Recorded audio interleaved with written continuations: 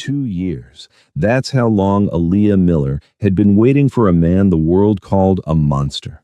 2 years of visiting a secured medical facility every week, watching Park Ji-sung rebuild himself behind reinforced glass while prosecutors built their case brick by legal brick.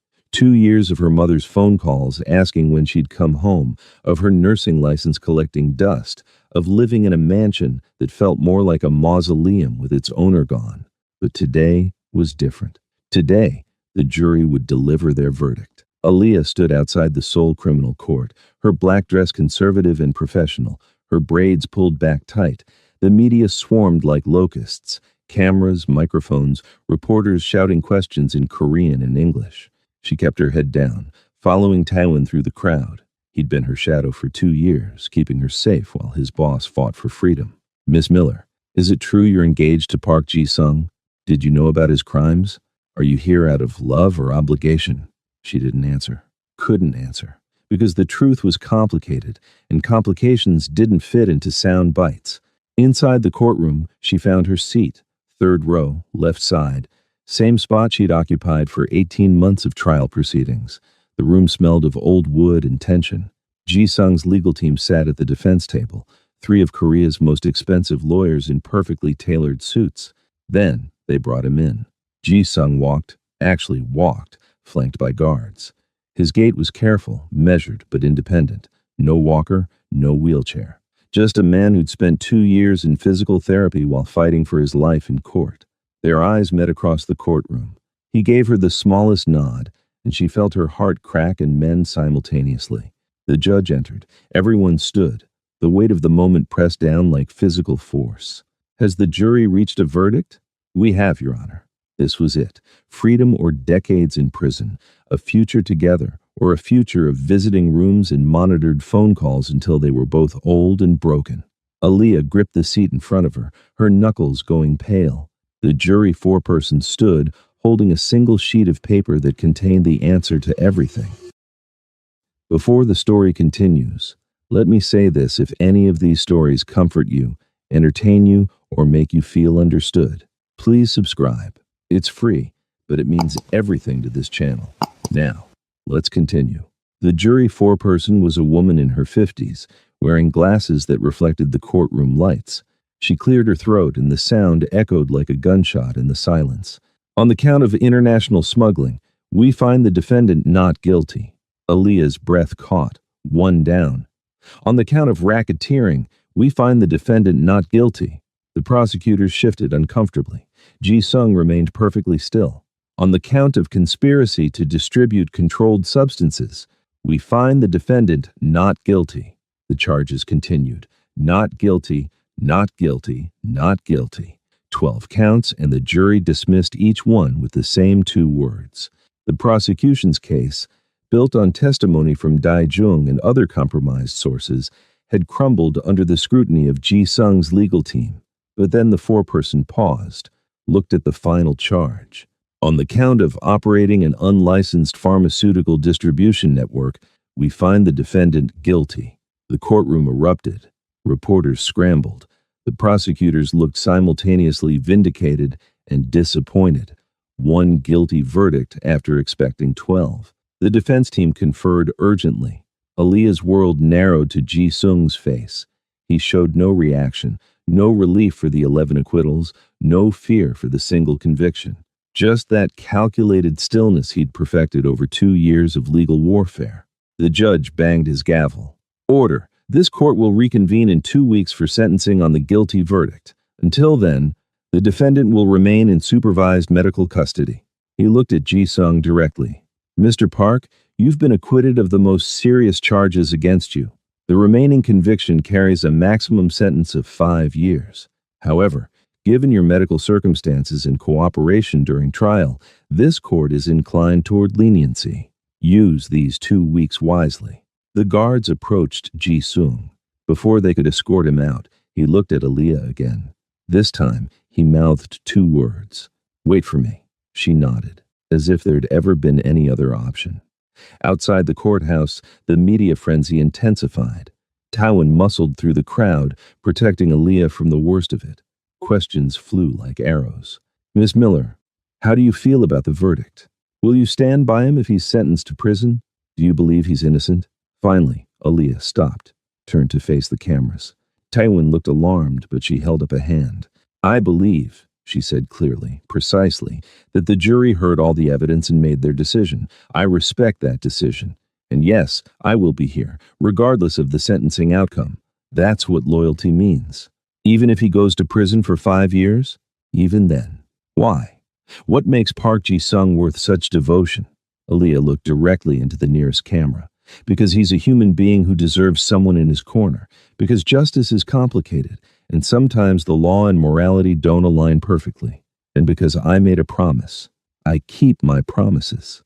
She walked away before they could ask more, but the clip would be on every news station within the hour. Tywin guided her to the waiting car. That was brave, he said once they were safely inside. Or stupid. Probably both. Aaliyah leaned back against the seat, exhaustion crashing over her. Take me to see him, please. I know it's not visiting hours, but already arranged. Mr. Park requested you be allowed a private meeting. 30 minutes, supervised but private. The medical facility where Ji-sung was held looked more like a luxury hospital than a detention center.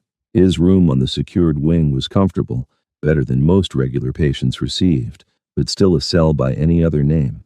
He was standing by the window when she entered, looking out at Seoul's skyline. He turned when the door closed, and for a moment, they just stared at each other. Then Aaliyah crossed the room and wrapped her arms around him. He held her tightly, his face buried in her braids. You came. Of course I came. Did you think I wouldn't? I thought, he pulled back to look at her. I thought maybe you'd finally realize this is insane, that waiting for me is insane, that you deserve better than a convicted criminal. Stop telling me what I deserve. I decide that. She cupped his face.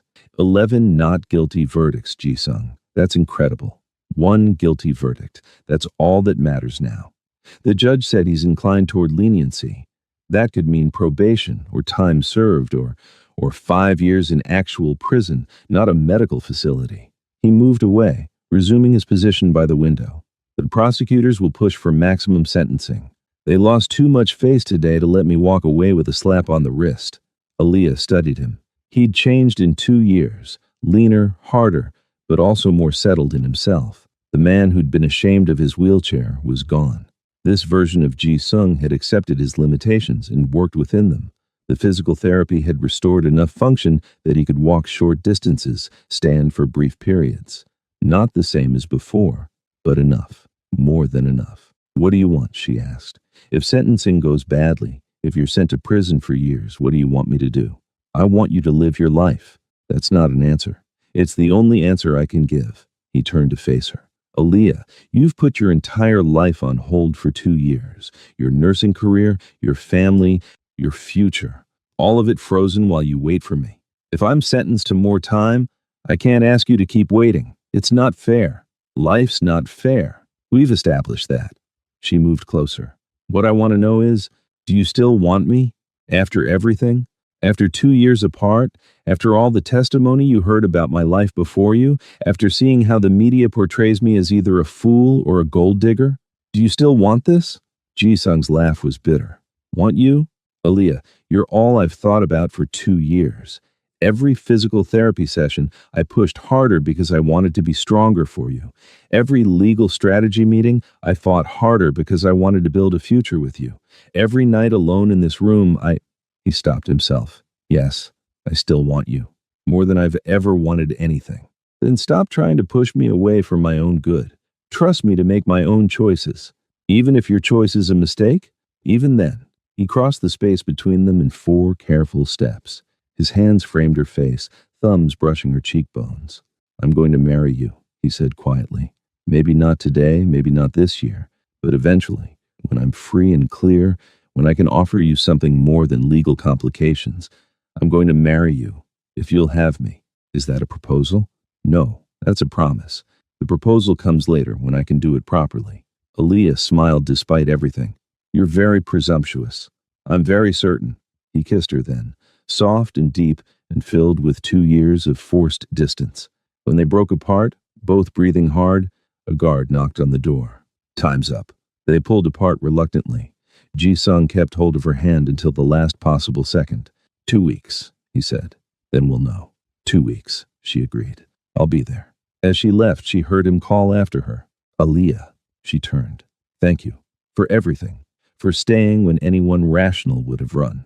Who says I'm rational? His smile was the last thing she saw before the door closed. The next 2 weeks existed in a strange limbo. Aaliyah spent her days at Ji-sung's mansion, her home now, though it never quite felt like hers without him in it. Mrs. Bayek had stayed on, keeping the house running with quiet efficiency. Taewon remained as head of security, though what they were securing was unclear with Ji-sung detained. The organization had fractured during the trial. Some of Ji-sung's allies had maintained loyalty, but others had moved on, carved out their own territories, or been absorbed into rival groups. Whatever power structure Ji-sung had commanded before the shooting was gone now. If he was released, he'd be starting over. If he was released. Aaliyah tried not to think about the alternative, tried to focus on the concrete and immediate. She'd started volunteering at a free clinic in Itaewon, working 3 days a week. It felt good to use her nursing skills again, to help people who couldn't afford regular medical care. It reminded her why Ji-sung's pharmaceutical smuggling had felt righteous despite being illegal. On day 9 of the 2-week wait, Aaliyah received a visitor. She was in the garden, attempting to revive the plants that had been neglected during Ji-sung's absence, when Mrs. Bayek appeared with a guest. The woman was in her 60s, elegantly dressed with the kind of beauty that came from good genes and better cosmetic work. She carried herself with authority that made Aaliyah stand automatically. "Miss Miller," the woman said in perfect English, "I am Park Yoon-hee, Ji-sung's mother." Aaliyah's heart stuttered. Ji-sung never spoke about his mother. In 2 years, she'd never met any of his family. She'd assumed they were either dead or estranged. "Mrs. Park, please sit." Aaliyah gestured to the garden bench. Yoon-hee sat with perfect posture, her hands folded in her lap. She studied Aaliyah with dark eyes that looked exactly like Ji-sung's. "You are not what I expected," Yoon-hee said finally. "I rarely am." Aaliyah sat beside her, maintaining careful distance. "Does Ji-sung know you're here?" "No.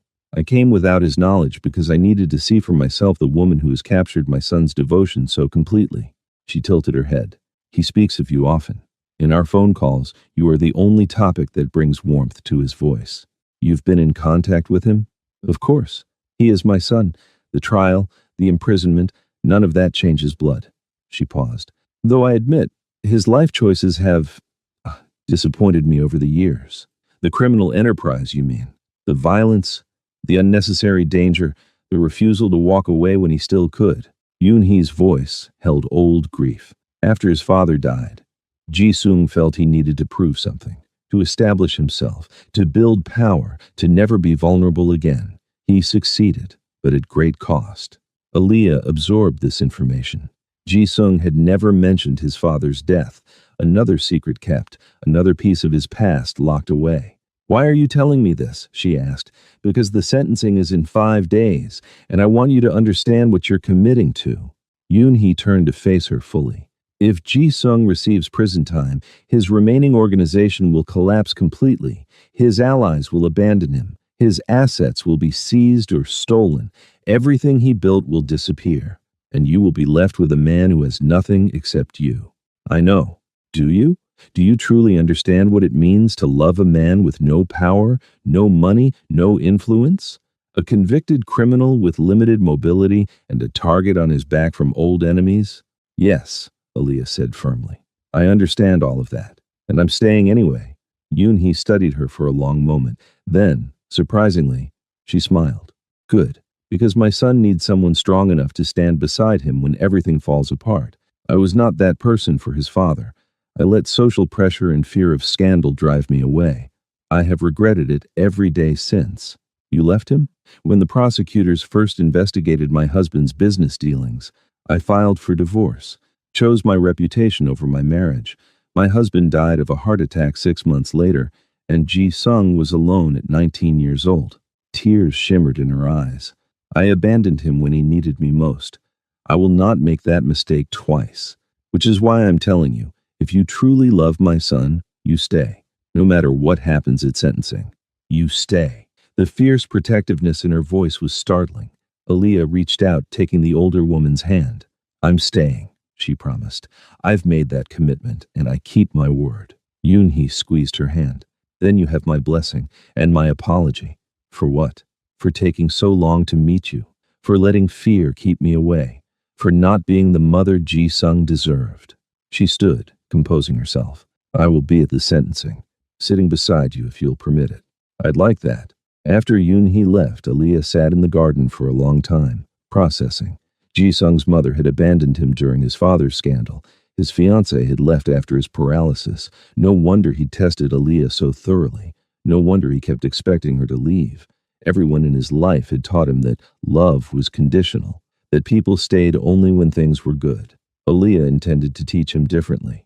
The night before sentencing, Aaliyah couldn't sleep. She paced her room, Ji-sung's room technically, though she'd been sleeping there for months, surrounded by his things, trying to keep his space alive and waiting. At 3 a.m., her phone buzzed. Unknown number, but she answered anyway. Aaliyah. Ji-sung's voice low and warm despite the hour. How are you calling me? I thought. I have friends who still owe favors. One of the guards let me use his personal phone. I have 5 minutes before he needs it back. There was rustling, like he was moving somewhere more private. I couldn't sleep, kept thinking about tomorrow. Me too. Are you scared?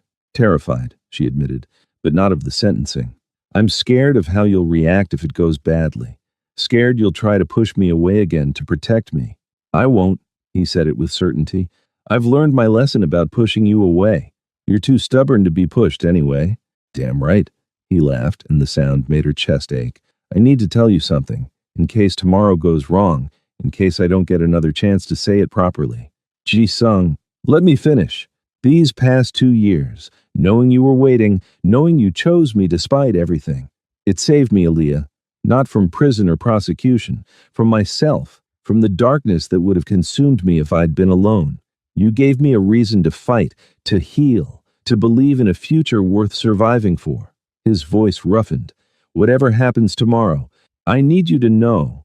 Loving you has been the best decision I ever made, even if I made it from a hospital bed while running from a sexual predator. Aaliyah laughed through tears. That's quite an origin story.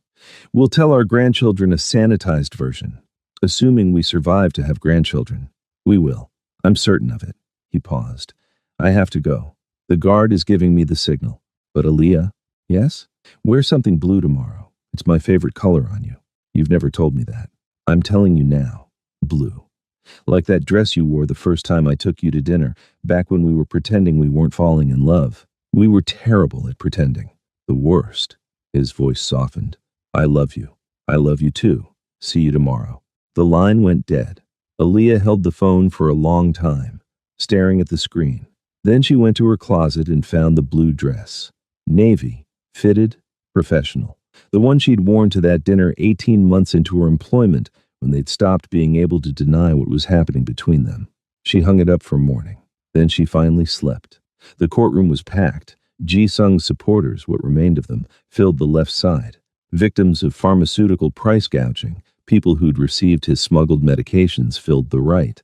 The prosecution sat, stone-faced, ready to argue for maximum sentencing. The defense looked cautiously optimistic. Aaliyah sat in her usual seat, third row left, wearing the blue dress. Yoon-hee sat beside her, elegant in black and silver. Taiwan stood in the back, arms crossed, watching everything. They brought Ji-sung in. He'd dressed carefully for this, a dark suit that fit his leaner frame, his hair styled back, his walk steady and controlled. He spotted Aaliyah immediately, and something in his expression softened. Then he saw his mother. The surprise that flickered across his face was almost comical. Yoon-hee raised her hand in a small wave. He blinked, then nodded, clearly trying to process his mother's presence. The judge entered. Everyone stood. The weight of the moment settled like snow, cold, heavy, inevitable. Park Ji-sung, you have been found guilty of operating an unlicensed pharmaceutical distribution network. Before I pass sentence, does the defendant wish to make a statement? Ji-sung's lead attorney stood. Your Honor, my client does wish to address the court. Ji-sung stood, gripping the table for balance. When he spoke, his voice carried clearly through the courtroom. Your Honor, members of the court, I stand before you guilty of the crime as charged. I did operate an unlicensed pharmaceutical network. I did smuggle medications across international borders. I did violate numerous laws in multiple jurisdictions. He paused. I did these things knowingly, deliberately, and without remorse at the time. The prosecutors looked pleased. The defense attorney looked alarmed. But Ji-sung continued. However, I want this court to understand why.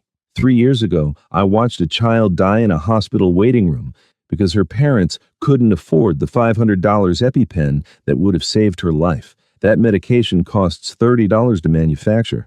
The markup is pure profit. I watched that child die, and I decided I wouldn't watch another. He shifted his weight, his legs trembling slightly from standing so long. So yes, I smuggled insulin from Canada, where it costs $30 instead of $300. I imported cancer medications from India, where they're sold at cost instead of marked up 3,000%. I distributed antibiotics that save lives but are priced beyond the reach of those who need them most. I broke the law, but I saved lives, hundreds of lives, based on the testimony you've heard. The judge's expression was unreadable. The courtroom was silent. I know the law doesn't care about my intentions. I know that I was trying to help isn't a legal defense.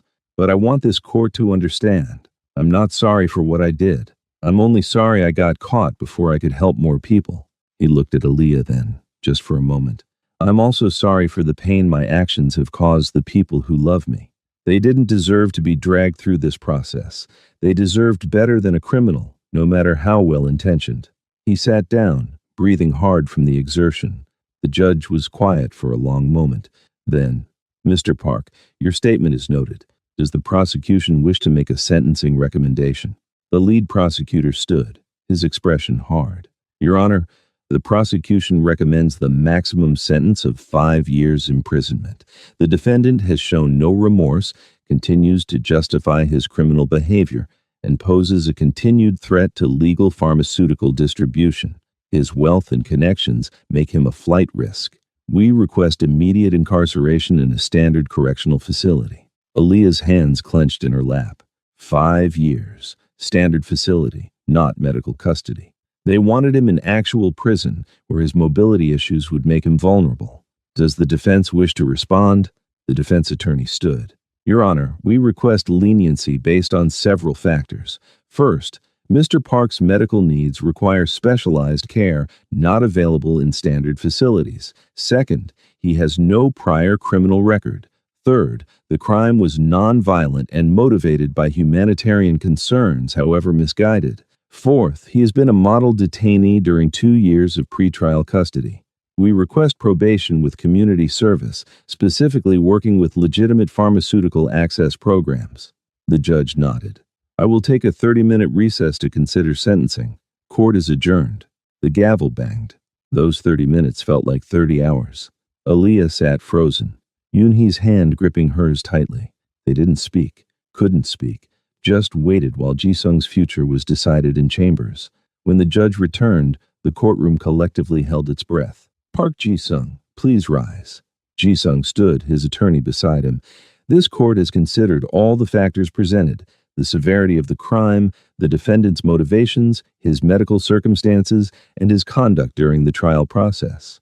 I have also considered the testimony from individuals whose lives were saved by access to affordable medication through the defendant's network. The judge paused, and Aaliyah's heart hammered so hard she thought it might break through her ribs. The law exists for a reason. Pharmaceutical regulation protects public health, ensures drug safety, and maintains order in medical distribution. The defendant's actions, however well-intentioned, undermined these systems and created risks that could have resulted in harm. Here it comes, Aaliyah thought. 5 years. They're going to lock him away. However, the judge continued, this court also recognizes that the defendant exposed significant flaws in our current pharmaceutical access system. His criminal enterprise, while illegal, highlighted the desperate measures people take when legal systems fail them. Someone in the gallery gasped. The prosecutor's face reddened. Therefore, I am sentencing Park Ji-sung to 5 years imprisonment. The courtroom erupted. The judge raised his voice. Suspended. The defendant will serve no additional time beyond the 2 years already served in pretrial custody. However, he will be placed on supervised probation for 3 years, during which he must complete 2,000 hours of community service working with legitimate pharmaceutical access programs. He must also pay a fine of 500 million won to be distributed to organizations working on medical access issues. Aaliyah stopped breathing. Suspended sentence. No prison. Probation. He was free. Additionally, the judge said, I am imposing travel restrictions. The defendant may not leave Seoul without permission from his probation officer. He will submit to regular check-ins and surprise inspections. Any violation of these terms will result in immediate imprisonment of the full 5-year sentence. Does the defendant understand these terms? Yes, Your Honor. Ji-sung's voice was steady, but Aaliyah could see his hands shaking. Then this court is adjourned. Mr. Park, you are released from custody immediately following processing. Congratulations on your freedom. Use it wisely. The gavel came down. For 3 seconds, nobody moved. Then the courtroom exploded with noise, reporters shouting questions, supporters cheering, prosecutors arguing amongst themselves. Aaliyah pushed through the crowd, Yoon-hee right behind her. Taiwan cleared a path. They reached Ji-sung just as the guards were removing his monitoring bracelet. Hey, he said when he saw her, and his smile was genuine sunlight after 2 years of darkness. Hey, yourself. She wanted to throw her arms around him, but guards and lawyers and chaos surrounded them. You're free. I'm free. He looked at his mother, surprise still evident. You came. I'm sorry it took so long. Yoon-hee's composure cracked. I'm so sorry, Ji-sung, for everything, for not being there when you needed me. For the first time since Aaliyah had known him, Ji-sung looked uncertain. Then he stepped forward and hugged his mother, and Yoon-hee sobbed into his shoulder. 2 years of separation and decades of regret pouring out. The lawyers eventually ushered them to a private room for processing. Papers to sign, conditions to review, probation officer contact information. Ji-sung handled it all with methodical focus, but his eyes kept finding Aaliyah across the room. Finally, they were done. The lawyers dispersed. The guards stepped away, and Ji-sung was officially legally free. Taiwan drove them home to the mansion that had been empty of its owner for 2 years. Mrs. Baik had the gate open before they arrived, tears streaming down her face when Ji-sung emerged from the car. Welcome home, Mr. Park, she said in Korean. Ji-sung hugged her, something Aaliyah had never seen him do. Thank you for taking care of things, for taking care of her. Mrs. Bayek just nodded, too emotional to speak. Inside, the house felt different, lighter, like it had been holding its breath and could finally exhale. Yoon-hee made excuses about appointments, promising to visit again soon. Taewon disappeared into his security office. Mrs. Baek retreated to the kitchen, and suddenly, Aaliyah and Ji-sung were alone in the foyer of his mansion, their mansion, for the first time in 2 years. So, Ji-sung said. So, Aaliyah replied. They stared at each other, then simultaneously moved, meeting in the middle, arms around each other, holding on like they were the only solid things in a spinning world. I can't believe you waited, Ji-sung whispered into her hair. I can't believe you actually stayed. Where else would I be? Living your life, being happy, finding someone normal. Normal's overrated. She pulled back to look at him. You need to sit down. You've been standing too long. Your legs are fine. I'm fine. Better than fine. I'm free. He cupped her face. And I'm home. Finally home. She kissed him then, properly, deeply, with 2 years of forced distance and careful courtroom restraint finally breaking. He kissed her back like she was oxygen and he'd been drowning, his hands tangling in her braids, pulling her closer. When they broke apart, both breathing hard, he rested his forehead against hers. I need to ask you something, he said. Now? We just got home. You should rest, eat something, maybe now. He stepped back, then slowly, carefully, lowered himself to one knee. Aaliyah's breath caught. Ji-sung, what are you? I know I promised to wait until everything was resolved. I know this isn't a fancy restaurant or a romantic location, but I've waited 2 years to do this properly, and I can't wait another second. He pulled a small box from his jacket pocket. When had he gotten that? And opened it. Inside was a ring. Not the simple band she'd given him 2 years ago. This was a proper engagement ring, sapphire center stone surrounded by diamonds set in white gold. Aaliyah Rose Miller, Ji-sung said, his voice remarkably steady for a man on one knee with trembling legs. You've seen me at my absolute worst. You know every dark corner of my soul, every mistake I've made, every reason you should run. And you stayed anyway. You waited when anyone rational would have left. You loved me when I didn't deserve it, and you never once made me feel less than whole, even when I couldn't walk, couldn't protect you, couldn't be the man I wanted to be. Tears streamed down Aaliyah's face. I can't promise you an easy life. I can't promise we won't face more hardships, but I can promise that I will love you fiercely, honestly, and completely for the rest of my life. I can promise that you will never doubt your worth to me. And I can promise that I will spend every day trying to deserve the gift of your love. He held up the ring. Will you marry me? Aaliyah dropped to her knees in front of him, not trusting her voice. She nodded, tears falling freely. Is that a yes?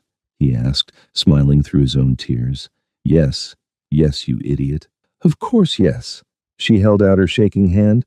He slipped the ring onto her finger. It fit perfectly. Then they were kissing again, kneeling together on the marble floor of the foyer.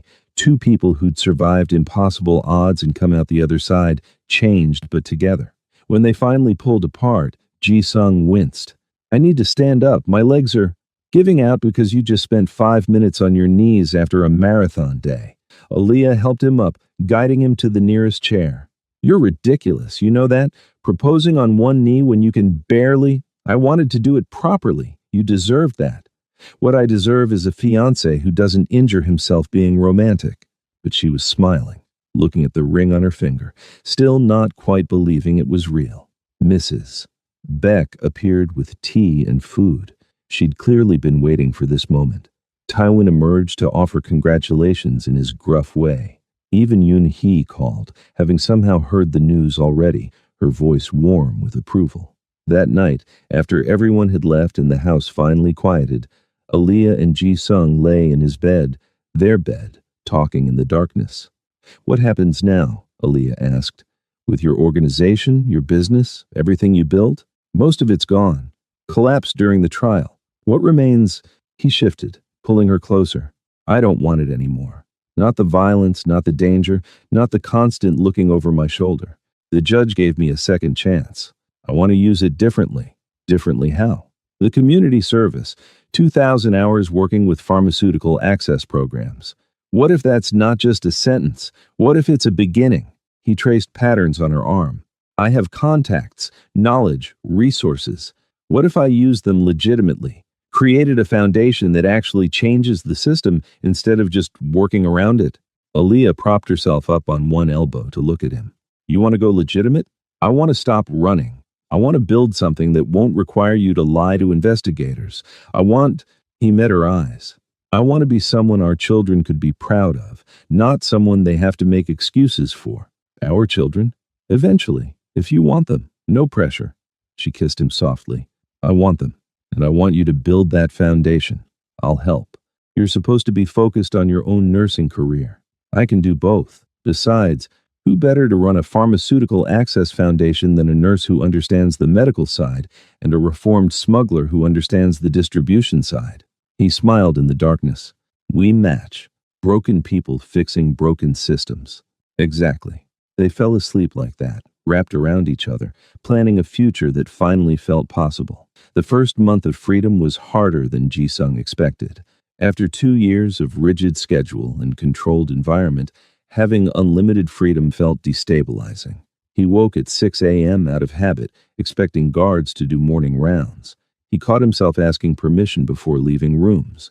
Small spaces felt safer than open ones. It's normal, Aaliyah assured him during a particularly difficult morning when he'd had a panic attack over choosing what to eat for breakfast.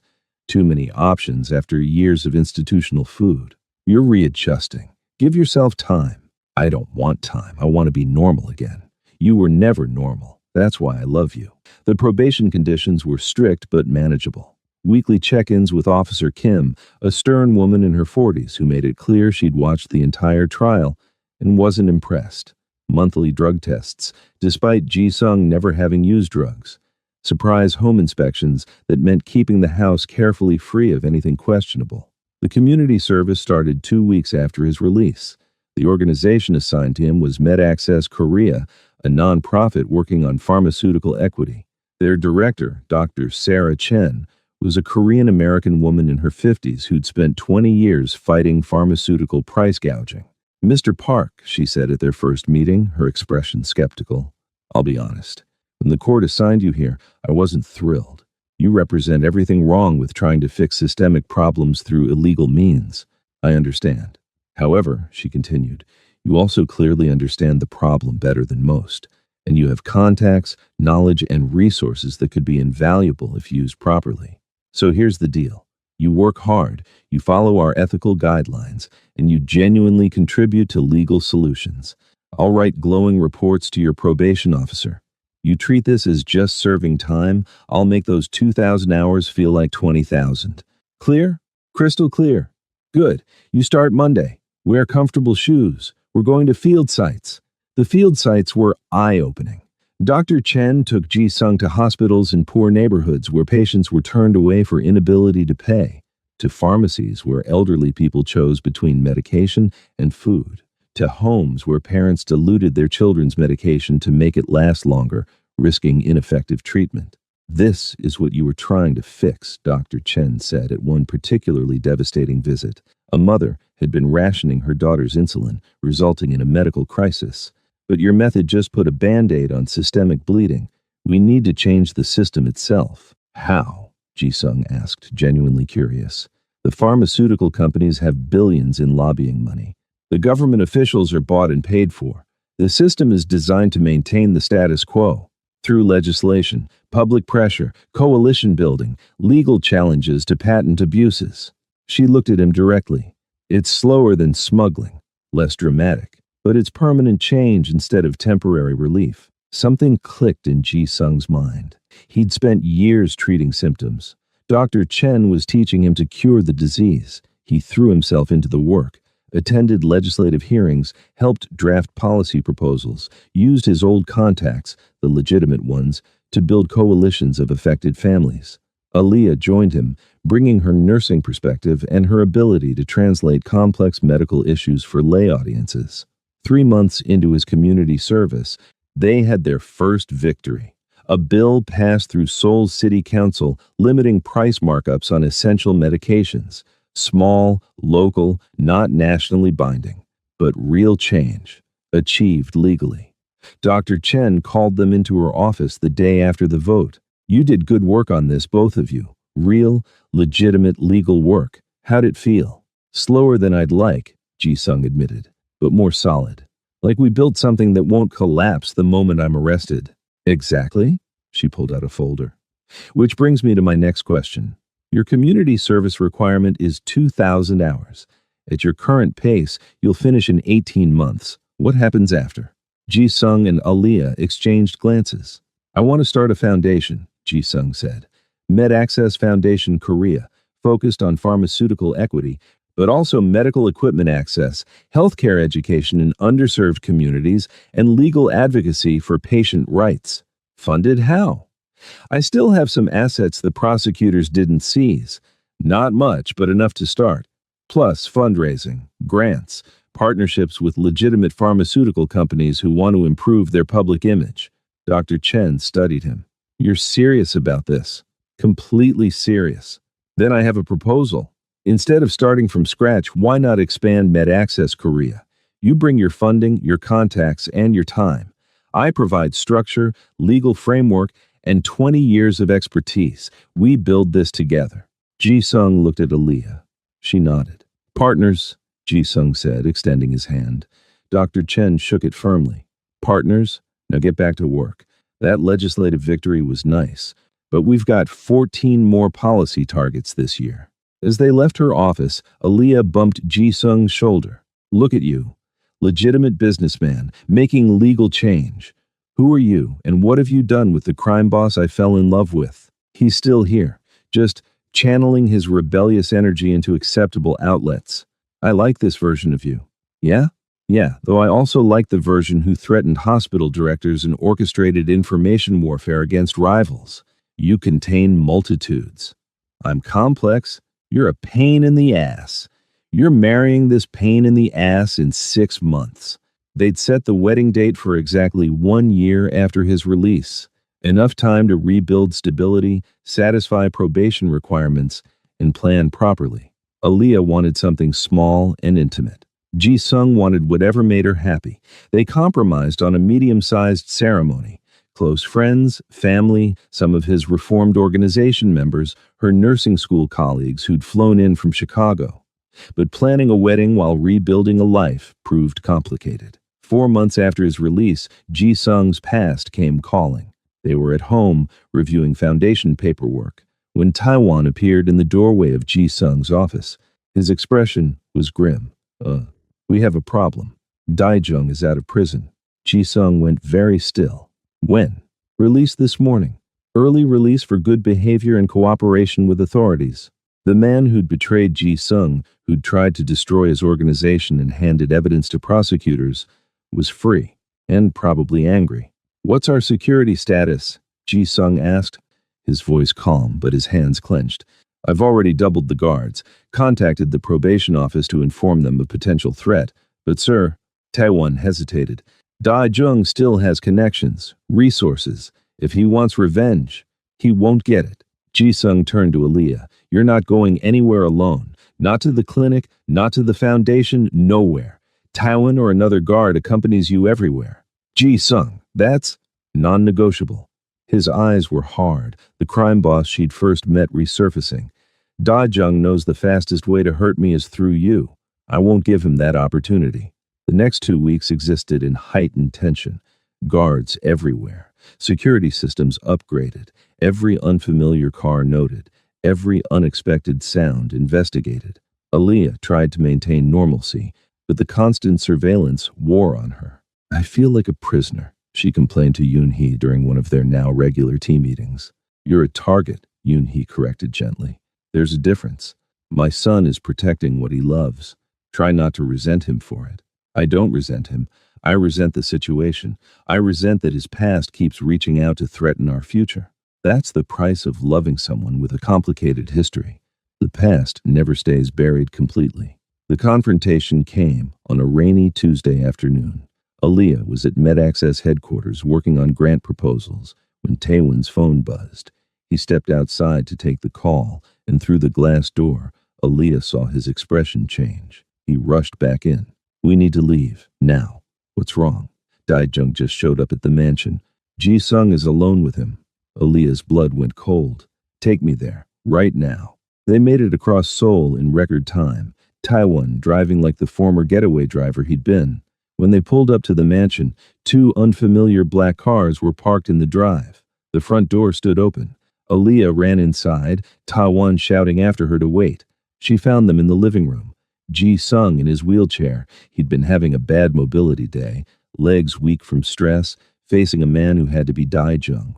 Older, scarred, radiating violence. 4 men stood behind Daijung, armed, tense, ready. Aaliyah, leave, Ji-sung said the moment he saw her. His voice was controlled, but fear flashed in his eyes. No. She moved to stand beside him, her hand on his shoulder.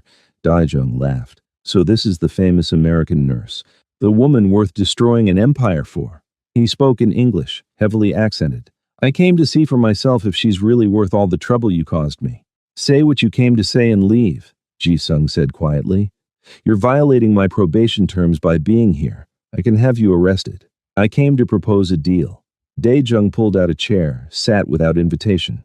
You destroyed my Hong Kong operation, cost me millions, got me arrested, ruined my reputation. I spent 2 years in prison because of you. You spent 2 years in prison because you betrayed me first, because you tried to take what wasn't yours. Details. Daijung waved dismissively. Here's what matters now. I want compensation. $10 million. You have 1 week to deliver it, or... He looked at Aaliyah. Accidents happen, especially to foreign nurses walking alone at night. The threat hung in the air, explicit and chilling. Ji-sung's voice went deadly calm. Touch her, and I will forget every legal lesson I've learned. I will hunt you with every remaining resource I have. I will make your death slow and public and a warning to anyone who thinks threatening what's mine is acceptable. You're on probation. You can't even leave Seoul without permission. You have no organization, no power, no teeth anymore. Daijung leaned forward. You're a cripple playing at being dangerous. Pay me, or watch her suffer. Something in Aaliyah snapped. Before anyone could react, she stepped forward and slapped Daejung across the face, hard. The room froze. Daejung touched his reddening cheek, shock giving way to fury. You bitch! You threatened the wrong woman, Aaliyah said, her voice shaking but fierce. I've survived worse than you. I've watched this man orchestrate the destruction of enemies without leaving a hospital bed. I've seen him dismantle organizations with nothing but information and strategy. And you think just because he's in a wheelchair, he's weak? She laughed, and it was slightly unhinged. You're so focused on what he can't do physically that you've forgotten what made him dangerous in the first place. It was never his ability to walk. It was his mind, his connections, his absolute refusal to accept defeat. Daijung stood, towering over her. You have no idea who you're talking to. I know exactly who I'm talking to. A man who got outplayed by a paraplegic. A man who spent 2 years in prison while Ji-sung spent 2 years preparing for this exact moment. She looked at Ji-sung. Tell him what you've been planning. Ji-sung's expression was unreadable. Then slowly, he smiled. I had a feeling you'd come for revenge, so I prepared. Over the past 4 months, I've been gathering information about your new operations, your suppliers, your buyers, your routes. I know about the warehouse in Busan, the contacts in Taiwan, the money laundering through the restaurant chain.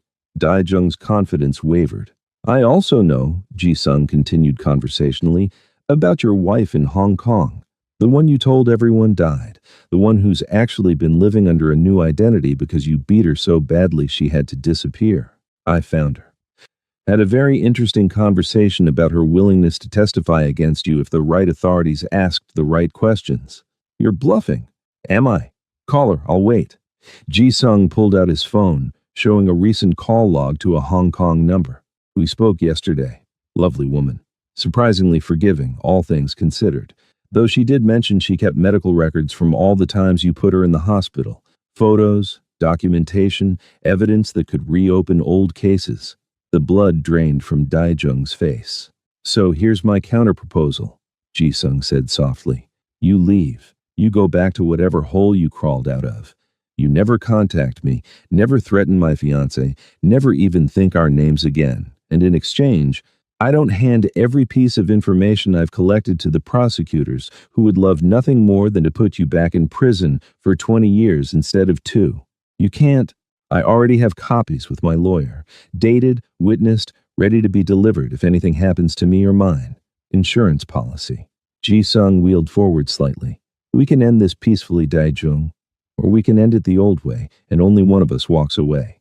Your choice. The silence stretched impossibly long. Finally, Daijung stepped back. This isn't over. Yes, Ji-sung said calmly. It is. You just don't know it yet. Daijung and his men left. The sound of car engines fading was the sweetest thing Aaliyah had ever heard. The moment they were gone, Ji-sung's composure cracked. He grabbed Aaliyah's hand, pulling her down to eye level. Don't ever do that again. Don't ever put yourself between me and danger. I can't. His voice broke. I can't survive losing you. You won't lose me. We're partners, remember? Partners protect each other. You slapped him. You actually slapped a man who's killed people. He called you a cripple. Nobody gets to do that. Ji-sung laughed shakily. You're insane. We've established that. She kissed him softly. Was all that about his wife true? Every word. I spent 4 months preparing for this exact scenario. Legal warfare instead of physical. Information instead of violence. Dr. Chen would be proud. I'm proud. Aaliyah pulled back to look at him. You didn't kill him. You could have. Probably wanted to, but you found another way. I found your way. The one where we use the system instead of working around it. The one where we're better than we used to be. He pulled her closer. The one where I don't risk my freedom and our future for revenge. That night, after Taewon had confirmed Daejung had left Seoul entirely, after the security systems had been rechecked and the guards reassured, Aaliyah and Ji-sung lay in bed, processing. I need to tell you something, Ji-sung said into the darkness. Aaliyah's stomach tightened. Okay. When Daijung threatened you, when he talked about accidents happening, there was a moment where I almost reverted, almost called in old favors, almost ordered him eliminated. The old me would have, without hesitation. But you didn't. Because of you. Because the man you agreed to marry isn't a killer anymore. He's someone trying to be better. And that person finds legal solutions, even when illegal ones would be easier. Aaliyah turned to face him. You're not defined by one moment of temptation. You're defined by what you actually chose. And you chose the legal path, the harder path. That's growth, Ji-sung. I'm scared I'll fail. That one day the past will pull too hard and I'll slip back into old patterns. Then I'll be there to pull you back. That's what partners do. He kissed her forehead. 6 weeks until the wedding. Think you'll still want to marry me by then? Absolutely. Though I might request fewer death threats at our reception. I'll see what I can do. They fell asleep holding each other. The threat passed. The future still uncertain, but theirs to build together. The 6 weeks before the wedding passed in a blur of final preparations and small victories. Daijung kept his distance, eventually leaving Korea entirely according to Taiwan's intelligence network. The foundation officially incorporated, with Ji-sung and Dr. Chen as co-directors and Aaliyah as head of medical outreach. Ji-sung's probation officer gave grudgingly positive reports about his community service, and slowly, carefully, they built a life that looked almost normal. Almost. Because normal people didn't have armed security at their engagement party. Normal couples didn't have their wedding venues swept for threats. Normal brides didn't have to brief their guests on what not to mention to probation officers who'd be attending. But they weren't normal. Never had been. The wedding was set for a Saturday in April, exactly 1 year after Ji-sung's release. They'd chosen a small luxury hotel in Seoul with beautiful gardens and enough security infrastructure to satisfy Taiwan's concerns. 60 guests, intimate by Korean standards, enormous by Aaliyah's preferences. The week before the wedding, Aaliyah's mother arrived from Chicago. Denise Miller was everything Aaliyah had warned Ji-sung about. Opinionated, protective, deeply religious, and absolutely terrified of her daughter marrying a convicted criminal in a foreign country. "Baby," she said within 5 minutes of arriving at the mansion, "it's not too late to call this off. We can go home, find you a nice job in Chicago, find you a nice man who doesn't have armed guards. Mom, I love him, and he's a good man. He went to prison. He got a suspended sentence for helping people access medication they couldn't afford. Context matters." Denise looked around the massive mansion with obvious discomfort. This whole situation is too much, too complicated, too dangerous. You deserve simple, Aaliyah. You deserve safe. Ji-sung chose that moment to enter, using his wheelchair for the longer indoor distances. He'd dressed carefully for this meeting. Approachable, non-threatening, the opposite of a crime boss. "Mrs. Miller," he said, his English perfect and his smile genuine. "Thank you for coming. It means everything to Aaliyah." Denise studied him with the critical eye of a mother whose only daughter was making questionable life choices. "Mr. Park?" "Ji-sung, please." "Mr. Park," she repeated firmly. "I need to ask you something directly, and I want an honest answer." "Of course. Why my daughter? You could have anyone. Why choose an American nurse with student loans and a complicated family and no connections to your world?" Ji-sung didn't hesitate, because she saw all of me. The worst parts, the broken parts, the parts I wanted to hide, and stayed anyway. Because she's stronger than anyone I've ever met. Because she makes me want to be better than I was. And because I love her more than I've ever loved anything in my life. The honesty of it seemed to catch Denise off guard. She looked at Aaliyah, then back at Ji-sung. "If you hurt her, I know, you'll make me regret it. Taewon gave me the same speech, and he's significantly more intimidating than you. No offense." Despite herself, Denise smiled slightly. "I like your security man. Everyone does. He's very likable once you get past the death stares and weapons." Over the next few days, Denise slowly warmed to Ji-sung. She watched how he treated Aaliyah, with respect and tenderness and absolute devotion. She saw how the staff loved him, how Dr. Chen spoke of his foundation work with genuine admiration, how his mother treated him with the kind of fierce protectiveness that only comes from deep love. By Thursday, Denise pulled Aaliyah aside. I still think this is insane, she said. But I can see you love him, really love him. And he clearly worships the ground you walk on. So I'm going to support this, even though every maternal instinct says to kidnap you and run back to Chicago. I appreciate the restraint.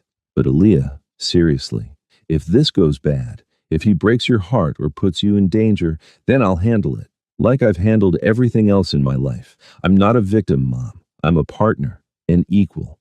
And we're building something real together. Denise hugged her tightly. You grew up so much, and I missed it. I'm sorry I wasn't there when things fell apart with Marcus, when you needed to leave Chicago. You're here now. That's what matters. The wedding day dawned clear and beautiful. Aaliyah woke early in the hotel suite she was sharing with her mother and her maid of honor, a nursing school friend named Tasha, who'd flown in from Chicago specifically for this. Girl, Tasha said while doing Aaliyah's makeup, when you said you were marrying a former crime boss in Seoul, I thought you'd lost your mind. But after meeting him, I get it. That man looks at you like you hung the moon. He's been through a lot. We both have. And now you're building something new together. That's beautiful. Crazy, but beautiful. The dress was simple. Ivory silk, fitted bodice, flowing skirt. Her braids were styled up with fresh flowers woven through. Minimal jewelry except for the engagement ring and a necklace Ji-sung had given her, a sapphire on a delicate chain. When she was ready, Denise cried, You're so beautiful, baby. Your father would have loved to see this. Aaliyah's eyes misted. Her father had died when she was 12. She had always imagined him walking her down the aisle. Instead, Taewon had volunteered, the closest thing to family Ji-sung had besides his mother, and by extension, the closest thing Aaliyah had in Korea. The ceremony was in the hotel garden. White chairs arranged in neat rows, an arch covered in flowers at the front, string quartet playing softly. 60 people who'd all been thoroughly vetted by security stood when Aaliyah appeared. And at the front, actually standing, legs trembling but upright, refusing the wheelchair for this moment, was Ji-sung. He wore a classic black tuxedo, his hair styled back, the scar through his eyebrow visible and striking. His eyes found hers across the garden, and his smile was pure joy. Taewon walked her down the aisle, his massive presence somehow gentle. When they reached the front, he placed Aaliyah's hand in Ji-sung's and whispered something in Korean that made Ji-sung laugh through tears. The ceremony was a blend of Korean and American traditions. The officiant spoke in both languages. They bowed to each other and to their parents, Ji-sung's mother sitting in the front row, crying openly. They exchanged rings, traditional vows mixed with personal promises. When Ji-sung spoke his vows, his voice was steady but emotional. Aaliyah, 2.5 years ago, you walked into my hospital room running from danger, and I thought you were an opportunity, a useful complication. I had no idea you were salvation. He squeezed her hands. You've seen me at my worst, paralyzed, imprisoned, drowning in my own darkness, and you didn't try to save me. You stood beside me and demanded I save myself. You refused to let me use my circumstances as an excuse for not being better. He paused, composing himself. I can't promise you a simple life. I can't promise that my past won't occasionally resurface, but I can promise that I will love you fiercely and honestly for the rest of my life. I can promise that I will work every day to be the man you deserve. And I can promise that you will never face anything alone. We're partners, always. Aaliyah's tears flowed freely as she spoke her own vows. Ji-sung, when I came to Seoul, I was running from failure, from a life that had imploded, from people who'd hurt me, from my own sense of inadequacy. I thought a new country would mean a fresh start. I had no idea it would mean you. She smiled through tears. You challenged me in ways I didn't expect. You forced me to confront my own prejudices about morality, about justice, about what it means to do the right thing in an imperfect world. You taught me that strength isn't about never breaking. It's about breaking and choosing to rebuild anyway.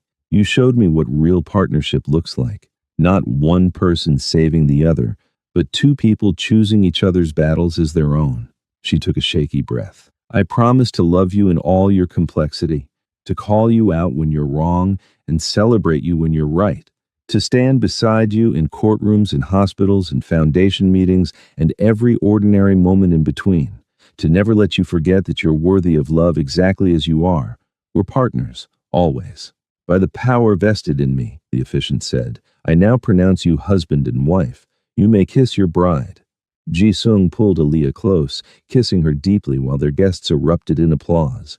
When they broke apart, both laughing and crying, he whispered, I love you, Mrs. Park. I love you too, though I'm keeping my name professionally. I'd expect nothing less. The reception was beautiful chaos. Korean and American food blending on the buffet. The string quartet giving way to a DJ who somehow made K-pop and R&B work together.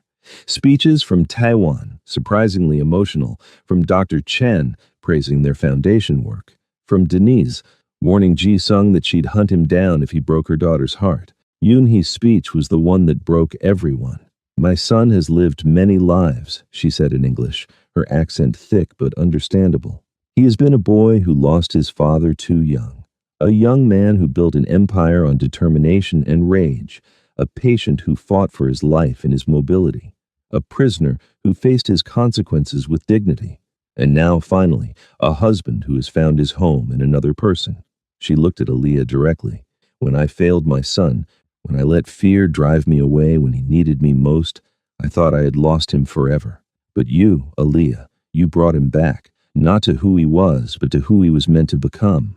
You gave him permission to change, to heal, to build something new. For that, I will be grateful for the rest of my life. She raised her glass. To Aaliyah and Ji-sung, may your love be as strong as the obstacles you've overcome. May your partnership be as enduring as your commitment to each other. And may you always remember that real strength isn't about never falling. It's about who stands beside you when you do. Everyone drank. Later, during their first dance, Ji-sung leaned heavily on Aaliyah, his legs giving out after standing for so long. I'm sorry, he murmured. I wanted to dance with you properly, but you're dancing with me. That's all that matters. She held him close, swaying gently. Besides, I love you in the wheelchair too. Want to sit? Not yet. Just a little longer. They swayed together, both knowing he was pushing past his limits, but neither wanting the moment to end. When his legs finally buckled, Taewon appeared with the wheelchair like he'd been waiting for this exact moment. Ji-sung transferred with practiced ease, then pulled Aaliyah onto his lap, continuing the dance that way, unconventional and perfect. The party lasted until midnight. Then, Aaliyah and Ji-sung retreated to the honeymoon suite, exhausted and happy. We're married, Aaliyah said, looking at her wedding ring. We're married, Ji-sung confirmed. How does it feel? Right. Crazy, complicated, probably inadvisable. But right. Good, because I'm not giving you back. They fell asleep, still in their wedding clothes, too tired for anything except holding each other. The next morning, they flew to Jeju Island for a week-long honeymoon. 7 days of beaches and hiking, and absolutely no talk of foundations or probation or past threats. Just two people in love, finally getting to be simple. On their last night in Jeju, they sat on their private balcony watching the sunset. What do you think happens next? Aaliyah asked. After the honeymoon, after we go back to real life, we keep building. The foundation, our marriage, a future that looks nothing like either of our pasts. He pulled her close. We prove that people can change, that complicated people can find simple happiness. That love can survive anything if both people are committed. That's very optimistic for you. I'm married to an optimist. It's rubbing off. She kissed him as the sun set over the ocean, both of them knowing the challenges still waited back in Seoul, but also knowing they'd face them together. The medical conference center in downtown Seoul was packed. Over 300 people had come to hear about the MedAccess Foundation's 2-year results, 40 legislative victories, thousands of people connected to affordable medication, and a model for pharmaceutical equity that was being replicated in 3 other countries. Backstage, Aaliyah adjusted Ji-sung's tie for the 3rd time. You're nervous, she observed. I'm about to present in front of government officials who prosecuted me 3 years ago. Nervous is understated. You've presented to bigger crowds. Not while 7 months pregnant.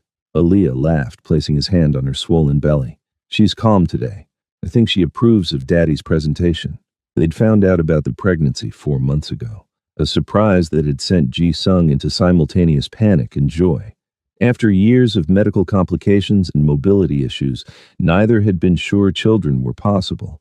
But apparently, life had other plans. 5 minutes, a stagehand called. Ji-sung stood from his wheelchair, gripping his walker. He'd graduated from the wheelchair for most activities, though he still used it for long distances or difficult days. Today, he wanted to stand for the presentation, a symbolic gesture about standing up for change. Dr. Chen appeared, looking excited. The Minister of Health just arrived. She specifically asked to speak with you both after the presentation. Good or bad? Aaliyah asked. Very good. I think she wants to discuss expanding our model nationwide. Ji-sung and Aaliyah exchanged glances. Nationwide expansion meant real, systemic change. Everything they'd been working toward. Showtime, Dr. Chen said.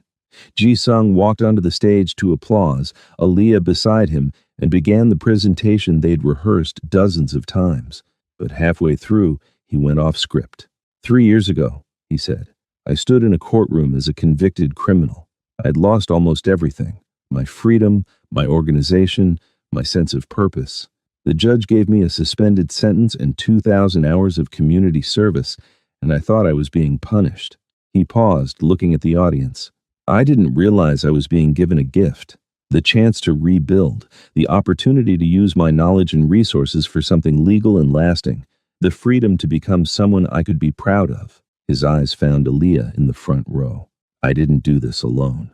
My wife, my partner in every sense, taught me that change is possible if you're willing to do the work, that systems can shift if enough people push together in the same direction, that complicated pasts don't have to define simple futures. He gestured to the presentation screen behind him, showing statistics on lives impacted, costs reduced, policies changed. This is what legal change looks like. It's slower than I wanted, less dramatic than my previous methods, but it's real, it's permanent, and it's just the beginning. The applause was thunderous. After the presentation, the Minister of Health did indeed request a private meeting. She was a sharp woman in her 50s who'd been critical of Ji-sung during his trial. Mr. Park, she said, shaking his hand, I'll admit I didn't expect to be impressed by you. But this work, what you and Dr. Chen and Mrs. Park have built, it's exactly what this country needs. Thank you, Minister. I want to propose a partnership. The government will fund expansion of your model to 10 additional cities. In exchange, you'll help us draft national pharmaceutical equity legislation. We'll use your foundation as a consultant, pay you properly, and give you a seat at the policy table. Ji-sung looked at Aaliyah, who nodded enthusiastically. We'd be honored, he said. Excellent. My office will send the contract details next week. She paused. And Mr. Park, I want to apologize. During your trial, I made statements to the press calling your actions reckless and dangerous. I wasn't wrong about the illegality, but I failed to acknowledge the systemic failures that drove you to those methods. You exposed problems we should have been solving all along. Ji-sung was quiet for a moment. Your criticism wasn't unfair, Minister.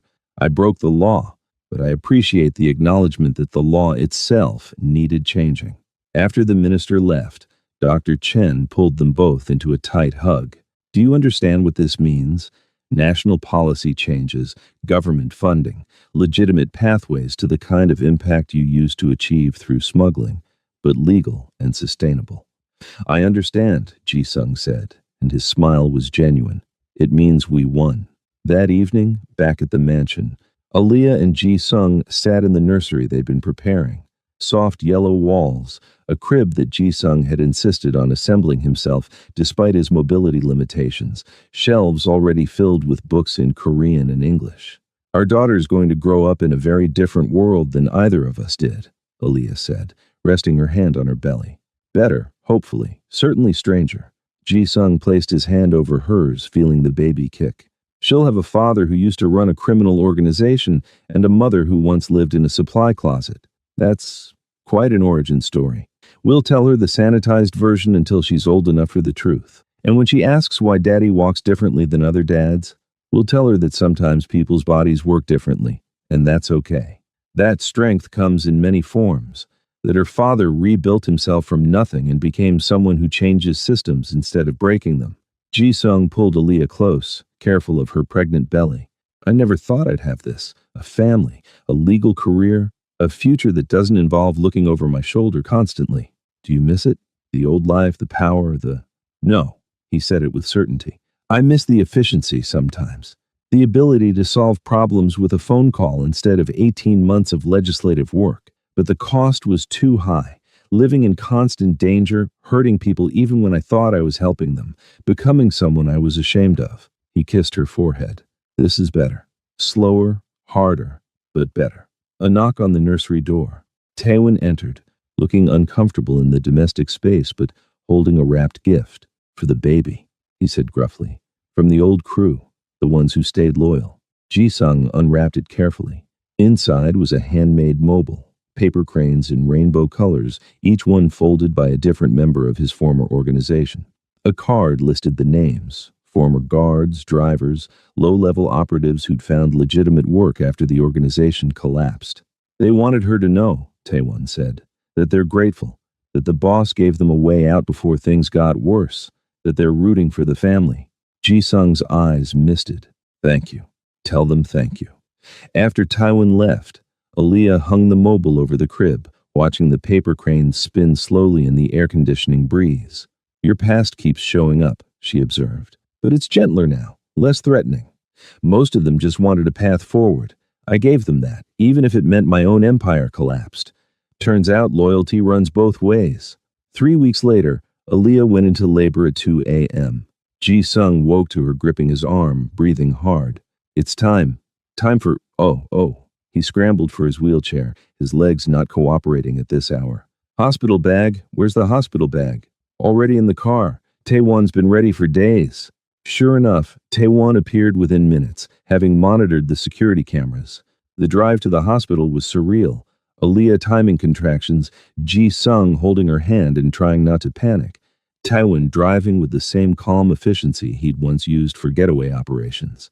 At the hospital, they were ushered into a private room. The irony wasn't lost on Ji-sung.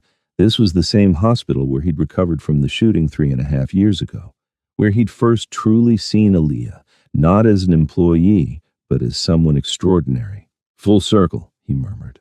What? Aaliyah asked between contractions. Nothing. Just thinking about how we started. Labor lasted 14 hours. Ji-sung stayed by Aaliyah's side the entire time, holding her hand, encouraging her, occasionally getting yelled at when the contractions intensified. Nurses came and went, respectful of their privacy, but ensuring everything progressed normally. Denise arrived from Chicago, having flown over when they called to say labor had started. Yoonhee came from her home in Busan. They waited together in the family room, two mothers from different worlds united by love for their children. Finally, at 4:17 p.m., Park Ji-ah was born. 6 pounds, 3 ounces, full head of black hair, her mother's nose and her father's eyes. She came into the world crying indignantly, and the sound was the most beautiful thing Ji-sung had ever heard. When the nurse placed her in his arms, Ji-sung broke down completely. This tiny person, this perfect combination of him and Aaliyah, this proof that life could be built from ruins. She was everything. She's perfect, he whispered. Aaliyah, she's perfect. Aaliyah, exhausted but glowing, smiled from the bed. Of course she is. She's ours.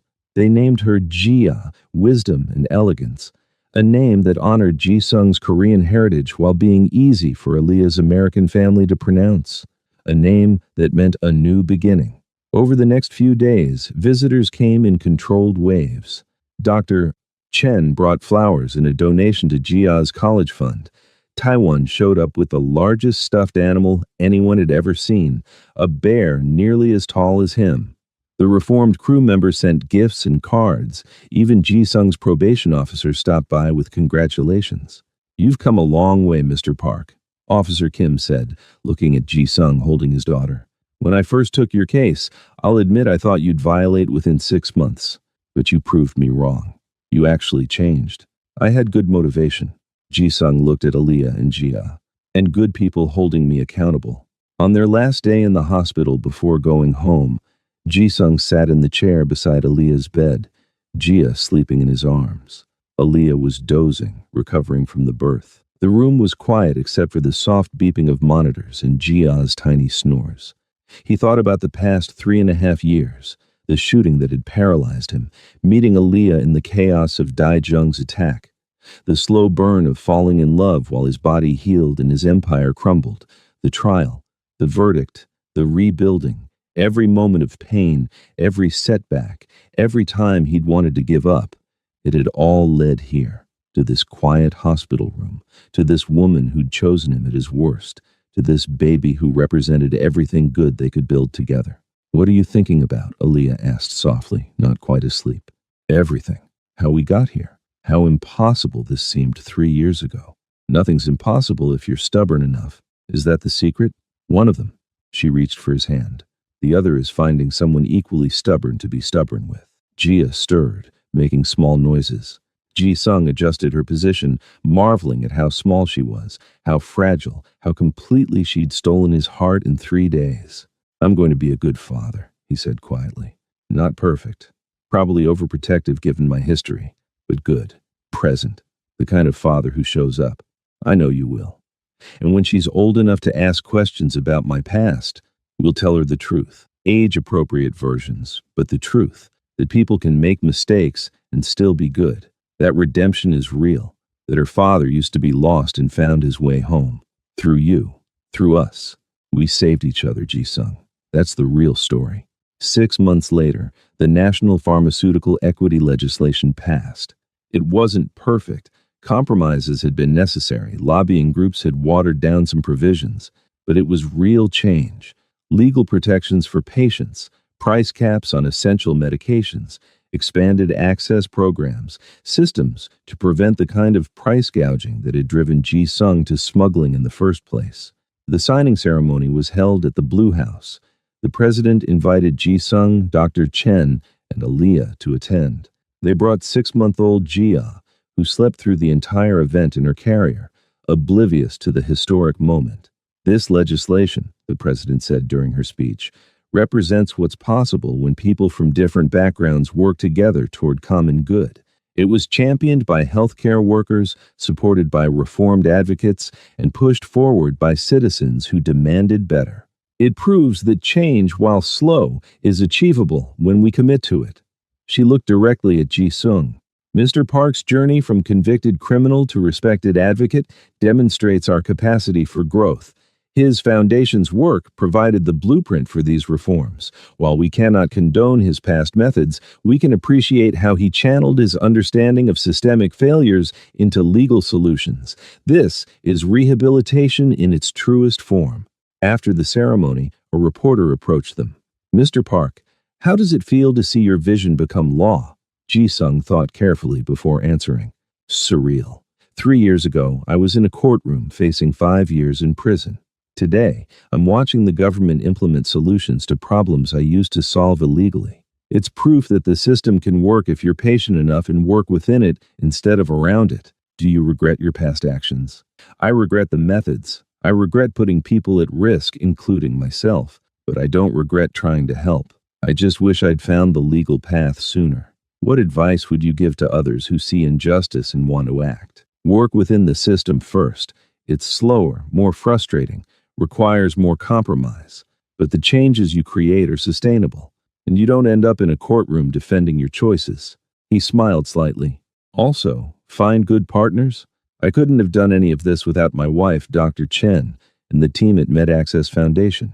That evening, at home, they celebrated quietly. Mrs. Bayek had prepared a feast. Yoon-hee came over with Denise, who was visiting for 2 weeks. Taiwan joined them, increasingly comfortable in this domestic setting. Dr. Chen brought her husband, a quiet literature professor who got along surprisingly well with Taiwan. They toasted with sparkling cider, Aaliyah still nursing, Ji-sung having given up alcohol during his rehabilitation. "To change," Dr. Chen offered. "To partnership," Aaliyah added. "To family," Yoon-hee said, looking at her son with pride. "To second chances," Ji-sung finished. They drank, and it felt like an ending and a beginning simultaneously. Later, after everyone had left and Jia was asleep in her crib, Aaliyah and Ji-sung sat in their bedroom. He was in his wheelchair. It had been a long day, and she was curled up beside him, her head on his shoulder. "Can I tell you something?" Ji-sung asked. Always. I used to dream about power, control, being untouchable, building something so strong that nothing could hurt me. He played with her fingers. Now I dream about Jia's first birthday, about teaching her to walk, about growing old with you and watching her grow up. Simple dreams, happy dreams. Those are better dreams. Much better. He kissed her temple. Thank you for changing my dreams. Thank you for being brave enough to change. They sat in comfortable silence. Two people who'd found each other in chaos and built something beautiful from the wreckage. Outside, Seoul glittered with lights.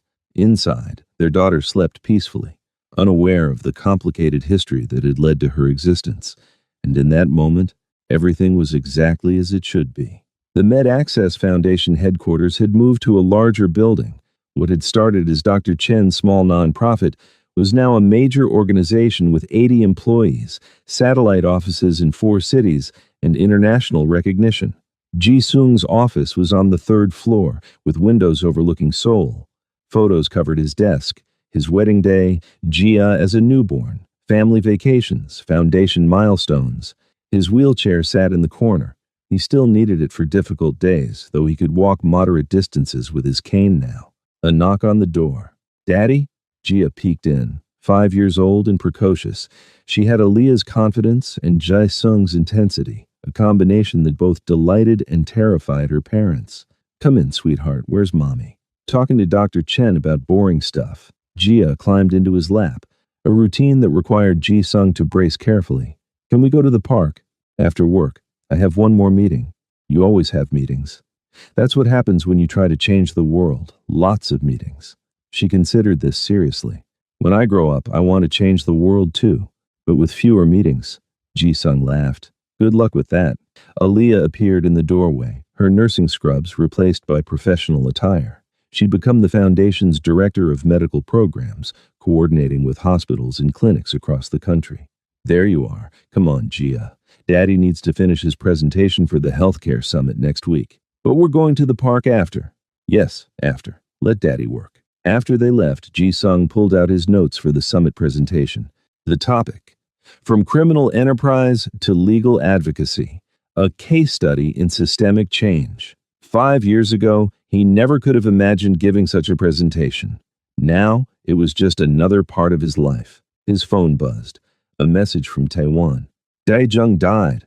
Heart attack. Thought you should know." Ji Sung stared at the message for a long moment. His old enemy, the man who'd tried to destroy him, dead. He waited for satisfaction, for vindication, for something. Instead, he felt only a distant sadness for a life wasted on violence and revenge. He typed back, "Thanks for telling me. Make sure there are no loose ends that could affect the family." Already handled. His organization dissolved years ago. We're clear. Another ghost laid to rest. Another piece of his past that could finally stay buried. That evening at the park, Ji Sung pushed Jia on the swing while Aaliyah sat on a nearby bench reviewing grant proposals. Other families played around them, normal people living normal lives. From the outside, they looked like just another family. Nobody would guess the history, the complications, the journey it had taken to get here. "Higher, Daddy! Higher!" Ji Sung pushed harder, his daughter's laughter ringing out across the playground. His legs ached. They always did after long days, but he didn't care. This moment, this simple joy, was worth every struggle. Later, walking home as the sun set, Jia held both their hands, swinging between them. "Mommy, Daddy, I love you," she announced with the certainty of a 5-year-old who'd never known anything but security and love. "We love you too, sweetheart," Aaliyah replied. Ji Sung looked at his wife over their daughter's head.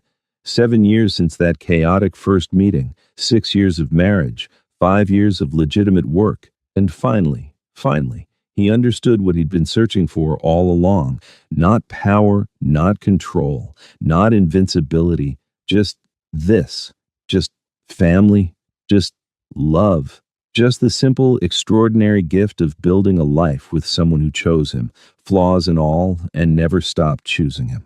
"What are you thinking about?" Aaliyah asked, reading his expression. "That I'm the luckiest man alive." "Damn right you are." They walked home together as Seoul's lights began to glow in the gathering darkness. 3 people who'd become a family against all odds, proof that redemption was real and love could survive anything. And in that moment, Park Ji-sung, former crime boss, convicted criminal, reformed advocate, husband, father, was finally completely home. The end.